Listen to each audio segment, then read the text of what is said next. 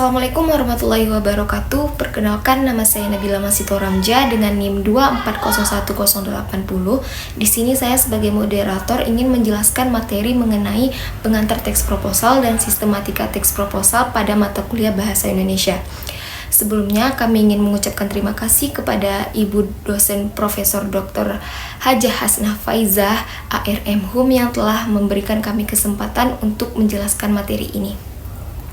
Baik, sebelum kami menjelaskan materi ini, izinkan saya terlebih dahulu untuk memperkenalkan anggota-anggota dari kelompok 8. Yang pertama itu ada saya sendiri, yaitu Nabila Masitoramja dengan NIM 2401080 sebagai moderator, dan selanjutnya itu ada teman saya. Perkenalkan, nama saya Nadia Salsabila dengan nomor NIM 2401081. Perkenalkan, nama saya Nasyila Ayesa dengan NIM 2401082. Perkenalkan, nama saya Natasha Ramadhani dengan NIM 2401083. Oke, selanjutnya kita masuk ke daftar isi yang mana tujuannya agar mengetahui apa saja sih isi dari materi yang akan kami sampaikan ini.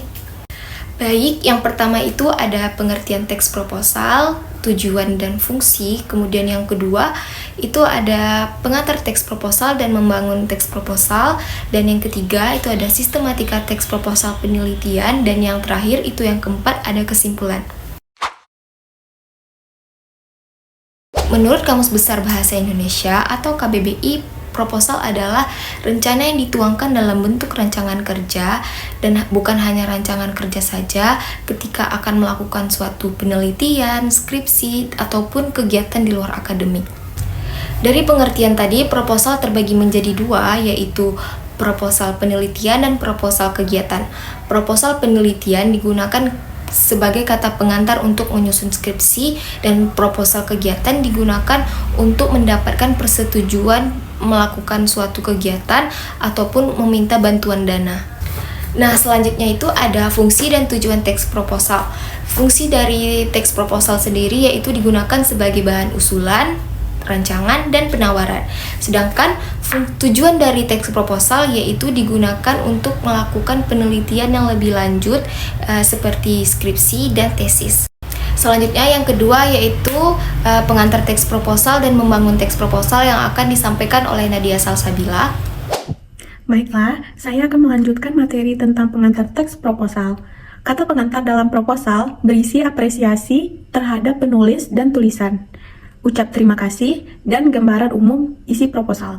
Kata pengantar biasanya diletakkan setelah lembar judul dan tidak disatukan dengan bagian lain. Kata pengantar dapat berisi, yang pertama itu ada apresiasi terhadap penulis dan tulisan, yang kedua ucap terima kasih kepada penulis, yang ketiga gambaran umum isi proposal mulai dari judul proposal dan uraian singkat isi proposal. 4. Harapan untuk mendapatkan dukungan dari berbagai pihak. 5. Harapan untuk mendapatkan kritik dan saran yang bersifat membangun. Yang keenam, kata pengantar bertujuan untuk menarik peminat pembaca. Materi selanjutnya membangun konteks teks proposal. Ketika akan melakukan suatu penelitian, perlu disusun secara rapi dan tulisan disebutlah proposal. Ada 4 hal yang diperhatikan dalam membangun teks proposal, yaitu yang pertama, merekonstruksi teks proposal, kedua, membangun teks proposal secara mandiri, yang ketiga, menyusun teks proposal dalam genre makro, dan yang keempat, yaitu merangkum. Merekonstruksi teks proposal. Merekonstruksi teks proposal adalah menyusun ulang teks tersebut dengan cara yang berbeda dengan menggunakan bahasa sendiri, tetapi harus tetap mempertahankan struktur teks. Baiklah, sekian materi dari saya. Selanjutnya akan dibacakan oleh teman saya. Pengantar teks proposal penelitian. Sistematika penulisan bertujuan sebagai pemandu dalam menyusun proposal dan sistematika proposal. Terdiri dari 3 bab, yaitu bab awal, bab inti, dan bagian inti. Bab awal. 1. Halaman sampul yang berisi informasi seperti judul, nama penulis, identitas penulis, dan nama instansi yang berkaitan dengan penulis. Yang kedua, halaman judul. Yang ketiga, lembaran persetujuan terbagi menjadi dua, yaitu lembaran pertama persetujuan pembimbing dan kedua penguji yang menguji proposal yang sudah dibuat. 4. Kata pengantar, ucapan terima kasih dari penulis. 5. Daftar isi, daftar judul tiap pembahasan yang ada dalam keseluruhan proposal. 6. Daftar tabel, gambar, dan lampiran opsional. Selanjutnya, bab inti. Yang pertama, bab 1 pendahuluan. Isinya adalah latar belakang, menyampaikan permasalahan yang menjadi buat proposal. Yang kedua, rumusan masalah. Yang ketiga, tujuan penelitian. Yang keempat, manfaat penelitian. Yang kelima, definisi operasional, menjelaskan pengertian dari istilah tertentu agar tidak salah menanggapi makna. Bab kedua, bab 2 tinjauan teoritis. Bab ketiga, metode penelitian, isinya tempat dan waktu penelitian, metode penelitian, informan penelitian, data penelitian, teknik pengumpulan data, teknik analisis data, keabsahan data. Selanjutnya ada bagian inti. Yang pertama, daftar pustaka sebagai pusat informasi karena menampilkan teori-teori. Isinya ada buku, sumber yang diambil dari lembaga, sumber bahan dari internet, sumber bahan dari jurnal penelitian, sumber bahan yang diambil dari makalah hasil seminar. Yang kedua ada lampiran opsional.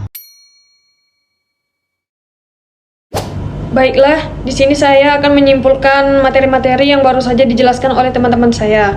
Proposal adalah rencana kegiatan yang ditulis dalam bentuk rancangan kerja yang akan dilaksanakan dan bersifat hanya sebagai usulan tertulis yang ditujukan kepada pihak-pihak yang berhubungan dalam suatu kegiatan.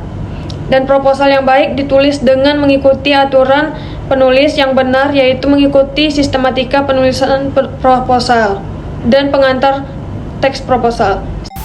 Sekian materi dari kami.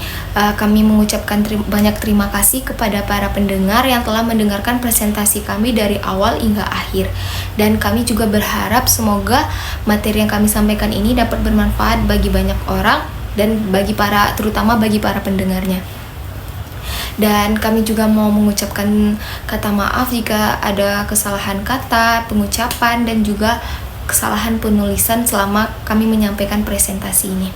Saya akhiri dengan mengucapkan Assalamualaikum warahmatullahi wabarakatuh.